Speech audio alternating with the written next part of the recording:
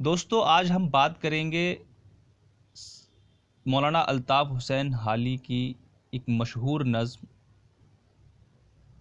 مد و جزر اسلام کے بارے میں۔ دوستو مد و جزر اسلام الطاف حسین حالی کی جو نظم ہے اس کو مسدس حالی کے نام سے جو ہے وہ بہت مشہور ہے۔ دوستو اس نظم کے بارے میں ہم آپ کو بتا دیں کہ یہ نظم جو ہے الطاف حسین حالی نے سر سید احمد خان کی فرمائش پر لکھی تھی، اور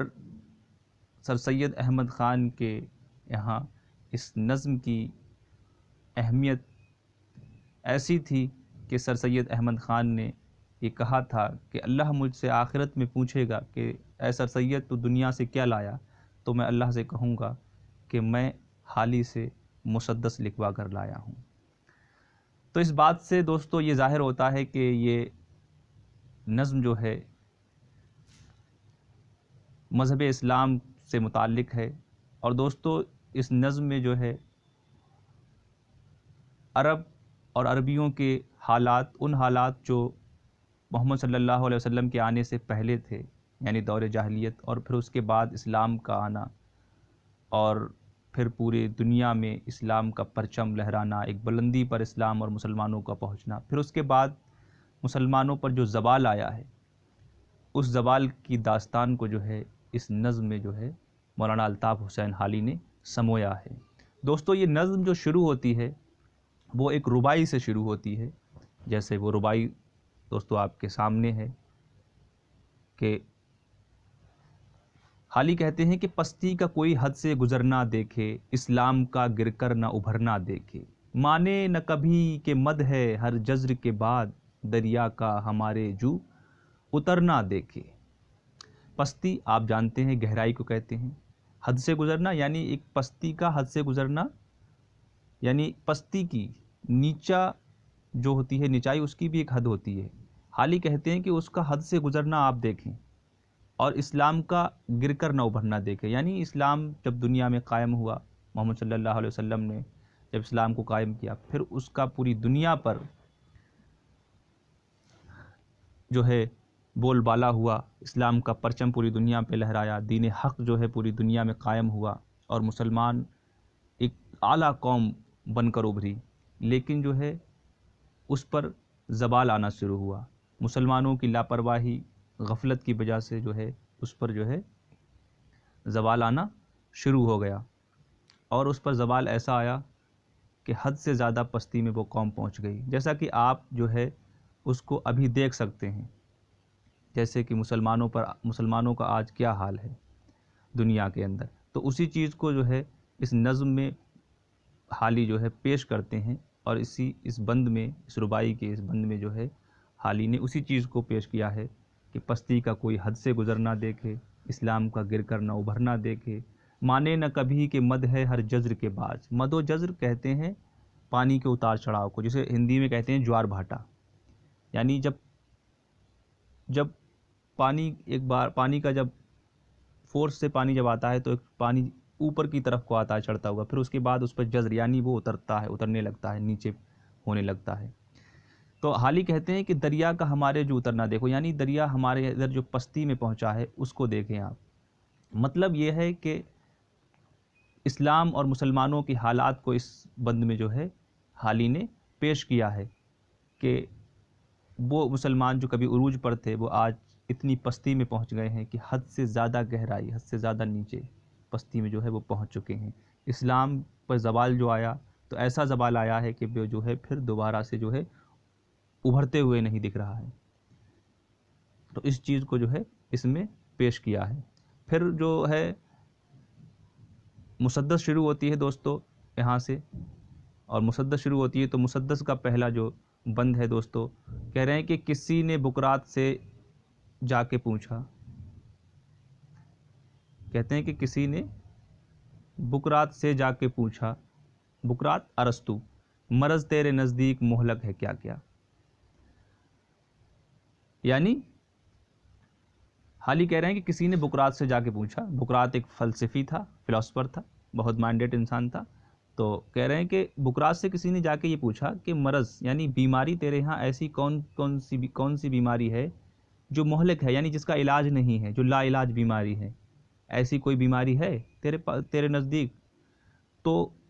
جو ارسطو جواب دے رہا ہے، بقراط جواب دے رہا ہے، کہہ رہا ہے کہ کہا دکھ جہاں میں نہیں کوئی ایسا، یعنی یہ کہہ رہا ہے کہ دکھ ایسی بیماری، ایسا دکھ درد کوئی دنیا میں جو ہے ایسا نہیں ہے کہ جس کی دوا حق نے کی ہو نہ پیدا، یعنی حق یعنی اللہ تعالیٰ نے ایسی کوئی بیماری، کوئی دکھ درد نہیں ہے جس کی دوا جو ہے پیدا نہ کی ہو. ہر درد کی، ہر دوا کی جو ہے اللہ نے دوا پیدا کی ہے. یہ بقراط جواب دے رہا ہے. کہہ رہے ہیں اگلے شعر میں، کہہ رہے ہیں کہ مگر وہ مرض جس کو آسان سمجھے،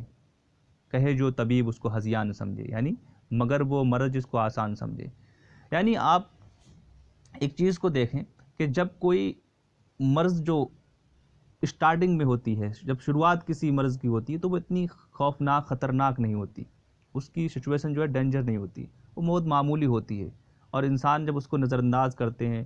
آسان سمجھتے ہیں، بہت معمولی چیز سمجھتے ہیں، تو وہ لوگ جو ہے آگے چل کر ایک بہت بڑا نقصان اٹھاتے ہیں اور بہت بڑا دھوکہ کھاتے ہیں، کیونکہ وہ مرض دھیرے دھیرے جو ہے اپنا، ہندی میں جسے کہتے ہیں وکرال روپ دھارن کر لیتی ہے، تو جو ہے وہ جان لیوا ثابت ہوتی ہے. تو وہی چیز کو یہاں پر حالی کہہ رہے ہیں کہ مگر وہ جس کو آسان سمجھے، مگر وہ مرض جس کو آسان سمجھے، کہے جو طبیب اس کو ہذیان سمجھے. یعنی ہذیان یعنی بکواس، بے فضول کی بات. طبیب یعنی ڈاکٹر، حکیم، طبیب کہتے ہیں حکیم کو، ڈاکٹر کو. اب ڈاکٹر مرض کے بارے میں جانتا ہے کیونکہ وہ اس کو یہ علم ہے. تو حالی کہہ رہے ہیں کہ مرض کو آسان سمجھ لیں، یا پھر جو ہے ڈاکٹر جو سمجھائے اس کو بکواس، بے فضول کی باتیں سمجھے، تو وہ مرض جو ہے آگے چل کر جو ہے جان لیوا ثابت ہوتی ہے اور بہت ہی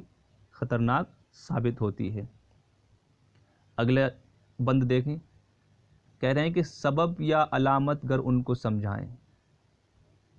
سبب یا علامت، اس کے اسباب، اس کے بارے میں اگر جو ہیں سمجھائیں تو تشخیص میں 100 نکالے خطائیں. تو جو ہے طبیب کی باتوں میں جو ہے وہ 100 کمیاں نکالیں، 100 باتیں بتائیں طبیب کو. کہہ رہے ہیں کہ دوا اور پرہیز سے جی چرائیں. یعنی طبیب، ڈاکٹر، حکیم جو ان کو جو مرض ہے اس کی دوا دے رہے ہیں اور انہیں پرہیز کرنے کو کہہ رہے ہیں، تو وہ دوا نہیں کھا رہے ہیں اور پرہیز سے جو ہے جی چرا رہے ہیں، پرہیز بھی نہیں کر رہے ہیں. تو کہہ رہے ہیں کہ اگر دوا اور پرہیز سے اگر آپ جی چرا رہے ہیں تو یوں ہی اسی طرح جو ہے رفتہ رفتہ جو ہے وہ مرض کو بڑھاتے ہیں. اور اسی طرح جو ہے آپ دوا اور پرہیز جو ہے نہیں کرتے تو پھر جو ہے رفتہ رفتہ جو ہے مرض بڑھنے لگتی ہے. اگلا شعر دیکھیں کہ طبیبوں سے ہرگز نہ مانوس ہوں وہ، یہاں تک کہ جینے سے مایوس ہوں وہ. طبیبوں سے ہرگز یعنی نہ مانوس ہوں وہ، یہاں تک کہ جینے سے مایوس ہو وہ. یعنی طبیبوں سے جو ہے وہ لوگ جو ہے نہ مانوس ہوں، یعنی جو ہے ان کی بات کو نہ مانیں، ان سے جو ہے نہ اتفاق رکھیں، یعنی ان سے جو ہے اپوزٹ رہیں. تو ایسے لوگ جو ہے جینے تک سے جو ہے پھر وہ جو ہے مایوس ہوتے ہیں، کیونکہ ایک ڈاکٹر، ایک طبیب، ایک جو ہے حکیم جو ہے وہی مرض کا علاج جانتا ہے، اور اس کی بات کو جب وہ نہیں مانتے ہیں تو جو ہے وہ دھیرے دھیرے مرض کو بڑھا لیتے ہیں، اور وہی مرض جو ہے ان کی زندگی کے لیے خطرہ بن جاتی ہے. تو دوستو ان بند میں جو ہے اشارہ مسلمانوں کے عروج سے زوال کی طرف جو آئے ہیں اسلام اور مسلمان، ان کی طرف اشارہ کیا گیا ہے. اور اگلے شعر میں، اگلے بند میں آپ دیکھیے اسی طرف حالی کیا کہتے ہیں کہ یہی حال دنیا میں اس قوم کا ہے. اس قوم کا مطلب اسلام، مسلمانوں کا، کہ بھنور میں جہاز آ کے جس کا گھرا ہے. بھنور میں جہاز آ کے جس کا گھرا ہے. بھنور جیسے آپ جانتے ہیں طوفان جو آتے ہیں پانی کے اندر، سمندر میں. کہہ رہے ہیں کہ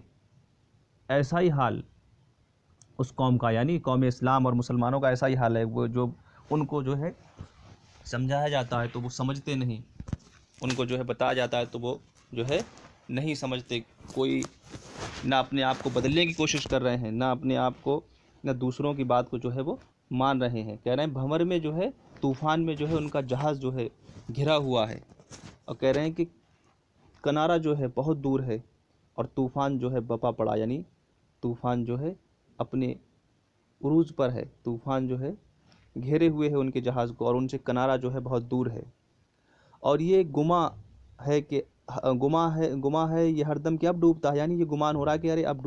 ڈوبا. لیکن جو ہے نہیں لیتے کربٹ مگر اہل کشتی، مگر وہ جو سوار ہیں اس جہاز میں جو بھنور میں گرا ہوا ہے، وہ اتنے بے خبر ہیں کہ کربٹ تک نہیں لیتے، پڑے سوتے ہیں بے خبر اہل کشتی، اور بے خبری سے جو ہے پڑے سو رہے ہیں۔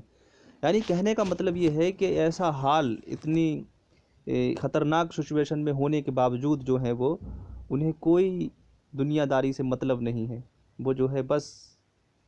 اپنی زندگی جو حالت ہے اسی میں جو ہے وہ مست ہے، انہیں دنیا داری کی کوئی پرواہ نہیں ہے۔ جیسا کہ اگلا بندہ آپ دیکھیں، کہہ رہے ہیں کہ گھٹا